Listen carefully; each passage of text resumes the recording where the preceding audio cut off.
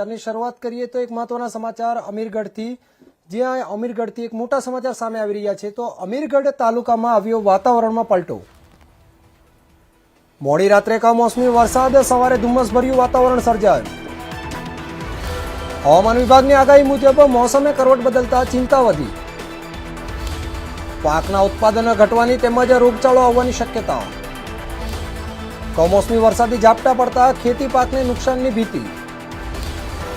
શાકભાજી સહિતના પાકને લઈને ધરતીપુત્રો ચિંતિત.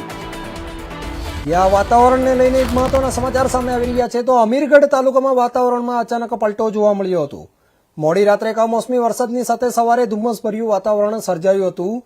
હવામાન વિભાગની આગાહી મુજબ મોસમે કરવટ બદલતા ખેડૂતોમાં ચિંતા વધી છે. પાકના ઉત્પાદનને ઘટવાને તેમજ રોગચાળો આવવાની શક્યતા છે. કમોસમી વરસાદી ઝાપટા પડતા ખેતીના પાકને નુકસાન થવાની ભીતિ સેવાઈ રહી છે.